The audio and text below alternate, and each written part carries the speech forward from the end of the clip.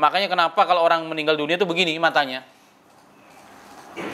Noleh. Kenapa? Karena dia melihat ruhnya lepas dari atas kepalanya, dicabut.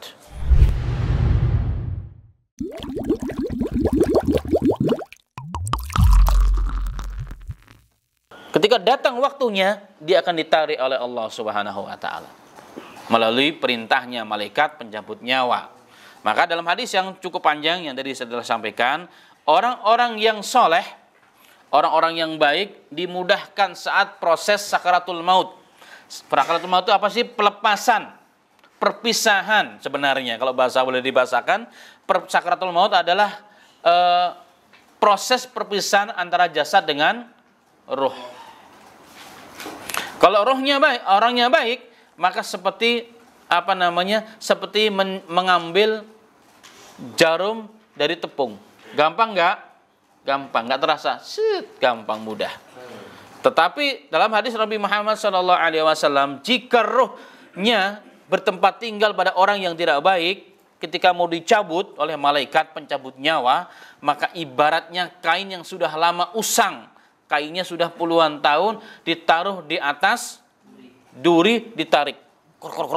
Berat dan dia sakit. Makanya wajar kalau dia sampai meronta-ronta, merlaung-raung kayak anjing. Kenapa? Karena ruhnya seakan-akan tidak ridho. Kamu sih bertahun-tahun saya tinggal sama kamu nggak urusin gua, katanya.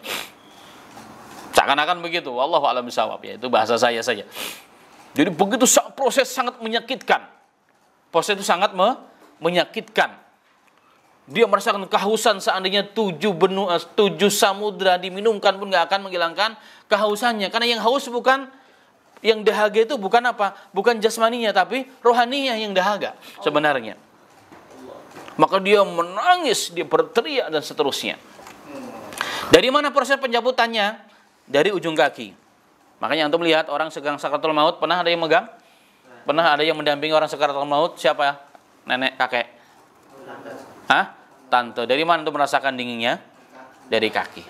Jadi kalau orang sudah proses mau kematian, antum pegang kakinya. Kakinya biasanya terasa dulu dingin. Terus naik ke atas dia, terus naik ke atas. Ya, kalau mudah kan langsung cepat dia. Tapi kalau agak susah lama sekali. Sampai berhari, kadang berminggu-minggu, kadang bertahun-tahun nggak mati-mati. Ya, nggak mati-mati. Terus dalam siksaan. Terus sampai terakhir. Makanya kenapa kalau orang meninggal dunia itu begini matanya? Noleh. Kenapa? Karena dia melihat ruhnya lepas dari atas kepalanya, dicabut.